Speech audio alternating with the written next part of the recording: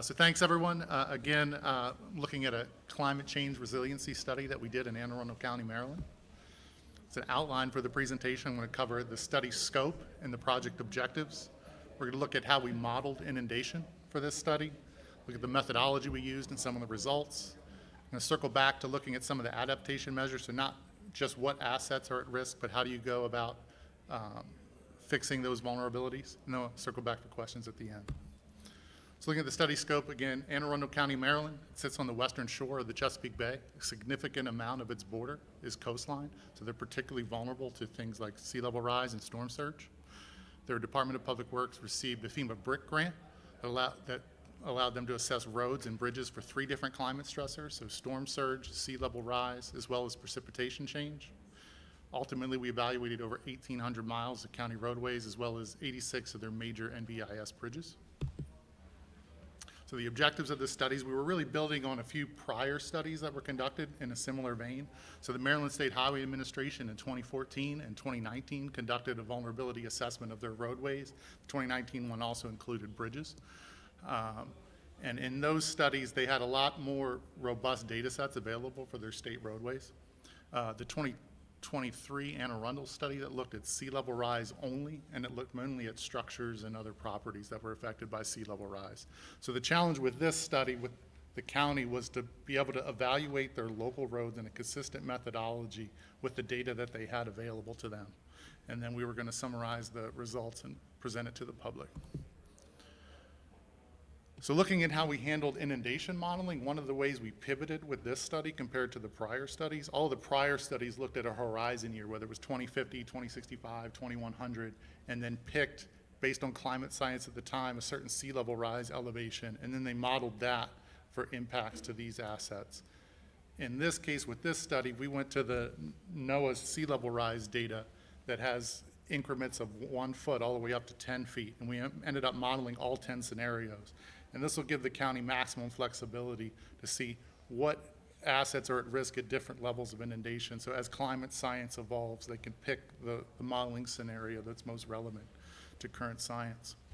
We ended up picking 1, 2, and 3 feet is increments for permanent inundation for sea level rise, and everything 4 foot and above we considered storm surge. So looking at our analysis methodology, again, we're looking at just roads and bridges with this analysis. We evaluated each of those asset types against sea level rise, storm surge, as well as precipitation change.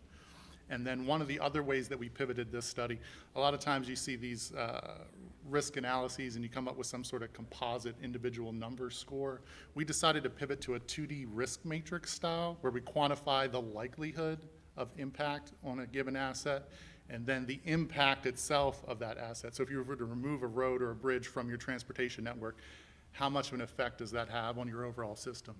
And the advantage of this approach compared to composite scores, sometimes you lose the level of detail in a total overall composite score, whereas if you can quantify likelihood and impact individually, you can kind of really drill in and see, okay, am I looking at situations where an asset is frequently impacted or frequently inundated, but maybe it has a low impact on the overall system? You might address that one way. And then you might have another asset that might be at a really low risk for inundation, but if it were to be inundated and taken out, you have a really large impact on your system, so maybe that problem gets addressed a slightly different way.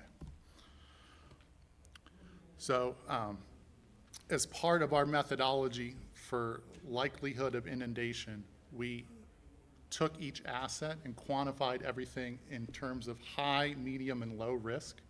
Looking here at sea level rise, we quantified anything that would inundate at 1 foot as a high risk, 2 feet medium risk, and so on and so forth. Anything that didn't inundate above 3 feet, we just said had no risk at all of inundation. For storm surge, we had the Naval Academy sea gauge data dating back to the 1930s, so nearly 100 years of data. And they have this handy graph on their website that basically outlines the probability of a certain storm surge related sea level rise occurring in any given year. And that translates to a table that looks like this. So on the left you have all the different 1 foot increments of sea level rise, their percent chance to occur in any given year. And then we kind of bucketed those into those same high, medium, and low buckets. For precipitation, this one, the county luckily had a bunch of data for confirmed flood locations, so a mix of like road closures, bridge closures, citizens calling in to report flooding in an area, things like that. We compiled all of that data and created a known flooding areas layer that we were able to then assign a high risk, since we know flooding's occurred there in the past. Then medium risk, just anything within the FEMA 100-year, low risk, anything within the 500-year, and everything outside of that had no risk at all. We did exclude bridges, so if we were evaluating road segments block to block, anything where a bridge crossing occurred, we kind of cut that out of the road evaluation and evaluated bridges separately. For those bridges, we still did look at inundation layer, like we just talked about for the other layers, so looking at sea level rise, FEMA floodplains, known flooding locations. But we also incorporated what we called a sensitivity component. So with the NBIS bridges, as part of that standard data structure, there's a condition assessment associated with each bridge, you know, the height above the waterway as well as the age of the structure. So here we thought it was important to know, even if an asset wasn't overtopping, even the water just hitting the substructure could deteriorate the condition of the bridge over time, and that would also make it more vulnerable to these climate stressors. Looking at how we evaluated impact for all these assets, this is something that we did in a vacuum, so it didn't really depend on the climate stressor itself. There's just one score for each asset. And again, this is just assuming if we were to take this asset out of the transportation network, how will the network as a whole be impacted? This is another place where we had to significantly differentiate from the prior studies. In the Maryland State Highway studies, they did have average annual daily traffic for all of the roadways, and the county, for all their local roads, they just don't have traffic studies or traffic data for all their local roads. The county also doesn't really have evacuation routes. It's more of a state level thing. So we had to exclude things like that. And we came up with two new metrics that the county could use to evaluate their entire road network consistently across the whole data set. One was evaluating how long a drive would be detoured if that road were to be closed, and we called that detour 1. And another attempted to estimate the amount of flow or the amount of traffic through that roadway without having a traffic study, and we called that detour 2. So looking at detour 1 in a little more detail, we just used Esri's network analyst to go in and create start and end points at the end of each road segment individually. And then we put a barrier on the segment itself and tried to draw a route. So that route would then see if you can get from one side of the road to the other, if that road were to be knocked out. And then we quantified the level of detour based on the differential between the detoured route and the length of the route itself. So if you have a short detour like we're showing here, like a quarter mile or tenth of a mile, it's really not a big impact on your system, no big deal. But if you knock out a bridge and you all of a sudden have a 5-10 mile detour, that's a much bigger impact on the system. Some routes won't be able to be detoured at all, so the county, as we'll see in an example here shortly, has a lot of what they call one-way in, one-way out roads. So if a certain road gets knocked out, an entire community is now cut off from leaving the neighborhood at all. Looking at detour 2, this one we're trying to quantify the amount of traffic that would flow through any given road segment. So we start this as kind of an iterative, cumulative process where we kind of sum all of the homes on any given segment, and as they flow through the system, how we quantify that. So if we look here, all of the colored dots represent the centroid of a given road segment, and the blue numbers represent the amount of homes associated with that segment itself. So you can see here at the top right, there's 3 homes with that green dot. We then create a detour route that goes from that segment all the way to the nearest state route. And we say that that road segment, if people were to leave here, would have 3 homes associated with it. Then the yellow dot, the next one in the chain, there's only 2 homes associated there. So with that red 5, you get the 3 from the previous block plus the 2 from this block, now you have 5. So on and so forth all the way down the system. So by the time you get to that Frederick Road that's closest to the state route, now you have 16 homes that would need to drive through that segment to get to that state route if there was some sort of flooding event in this neighborhood. Now, this is just a simple schematic example to look at how the numbers were calculated. This is more of a real world example. So this shows one of those one way in, one way out roads. You have this kind of peninsula there. There's one road that kind of connects to that peninsula. Then you have this neighborhood with a bunch of homes on it. So it ends up being 188 different address points on that peninsula. And if that red highlighted road on the right were to be knocked out due to inundation, all of those homes would then be cut off. So this would get a much higher score in terms of impact to the overall network versus all those roads kind of at the edge of the network that, yeah, they might also be inundated, but they're just neighborhood roads. There might be detours around those roads from other adjacent neighborhood roads that might be a little more higher off the sea level, so they don't get impacted by the flooding. So just circling back again, these are kind of the high, medium, and low buckets we use for likelihood. For the impact, we multiplied the detour 1 times the detour 2. So travel costs, we're calling that, that's the detour length itself. How much further do people have to travel if an asset is impacted versus the volume of traffic if that asset is impacted. And then we really just divided it into percentiles. So the top third, the medium third, and the bottom third gets high, medium, and low. So how does that translate to results? Here we're looking at assets that are vulnerable to sea level rise. As expected, everything's near the coast. And as a result, there's high, medium, and low in terms of likelihood of inundation, as you see in that left column. But there aren't a lot of high or medium impact roads, so, which makes sense, right? You're at the coast, you probably don't have a ton of traffic going through those areas. They get knocked out, less of an impact. Whereas if we look at the storm surge results, you kind of get the opposite. So this is looking at 4 all the way up to potentially 10 feet of inundation, which that inundation will come much further inland, many more roads impacted that have a high impact on the system. So you can see here we have some of those high likelihood, low impact. County might evaluate those one way, and we have nearly a mile of ones that are low likelihood but really high impact should they get inundated. And then we looked at the precipitation results. Again, this will have a little bit more inland relevance, not just coastal relevance.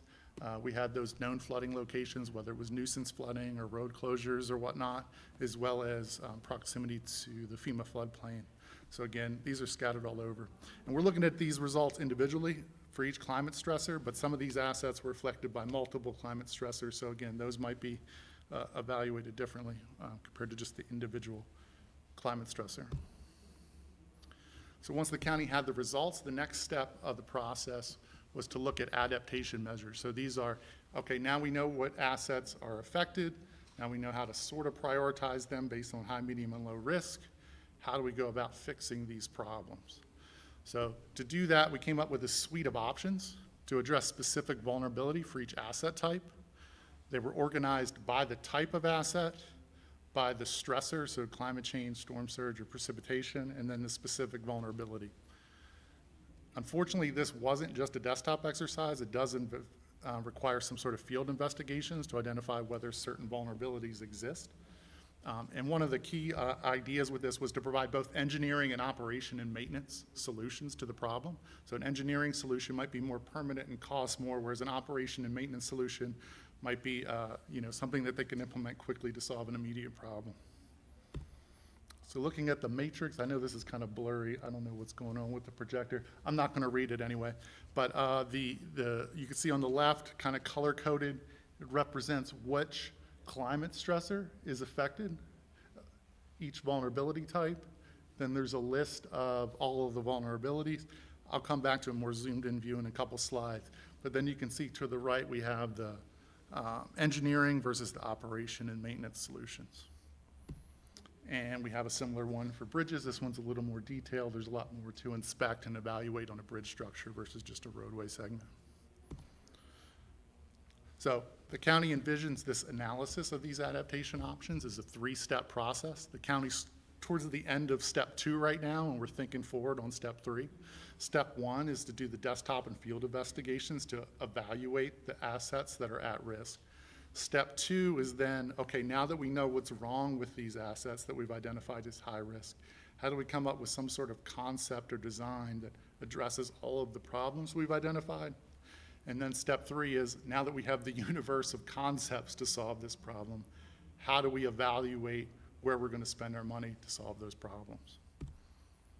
So to kind of start with, they did a case study on a particular road. This is Deal Beach Road. You can see here it highlighted. It's one of those one-way in, one-way out that feeds a community to where if this was knocked out, all these homes would be cut off from the rest of the transportation network. It does sit in a FEMA 100-year floodplain. Modeling does show it would inundate at 2 feet. So whether it's storm surge, which is more of a temporary impact, versus sea level rise, which is a permanent impact, this is definitely a roadway asset that's vulnerable to those things. So looking at the matrix and how they would use it, it's more of like a worksheet, workflow, decision diagram. For each vulnerability that's listed, they have a decision tree. So here, this first one that's highlighted is, do the approaches or embankments show undermining or washout? There's some questions that someone in the field would need to ask and verify to see if that's a condition, and then it even highlights what inspection elements of that asset they should be looking at to make that determination. And then they could decide in terms of the decision-making, is that an issue now? Are you already seeing these conditions in the field? Is it a future condition? Do you see like preliminary signs, or is there no issue with that specific vulnerability at all? And then they would kind of go through that worksheet and arrive at this. So this is, after completing that case study, the vulnerability 2, 4, and 7 were identified as either current or future issues. So now they have a list of the specific vulnerabilities that are affecting that asset, and then how they can then either apply engineering adaptations or some sort of operation and maintenance solution to address those needs. So from there, they would probably come up with some sort of concept, reach out to an engineer outside the scope of our study, and then hopefully come up with some sort of cost, which would then feed into prioritizing which adaptation measures or which solutions for their capital dollars are actually implemented. So the county's still in the preliminary steps of this, don't have any answers. They have a lot of questions that they're trying to consider. So how do they objectively compare viable options across the whole suite of assets that are at risk? How do they compare the selected option or the concept that they come up with based on the vulnerabilities that they investigate in the field? How do they prioritize the investment of their money once they've done all that field investigation and prioritization? So they don't have a simple answer. They're still considering a variety of solutions. What they're looking at things like frequency of inundation, or the duration of the impact, whether it's a permanent impact, as with sea level rise, that might require different solutions than more temporary impacts from storm surge and precipitation change. They're also working with their operations, their maintenance folks, as well as their structures and bridge folks to see if there's any planned work on these structures upcoming. Maybe they can add additional capital dollars to include some resiliency components as opposed to just basic resurfacing or whatever other maintenance work they have going on a stretch of roadway. And also, because we have all those detour 2 things calculated, we can sort of estimate the number of homes or the miles of detour we would reduce, so the reduction to the impact on the overall transportation system, that could be another thing. And they're also considering other EJ factors, like low income or minority populations, vulnerable communities in their county. And with that, I'll turn it over for questions.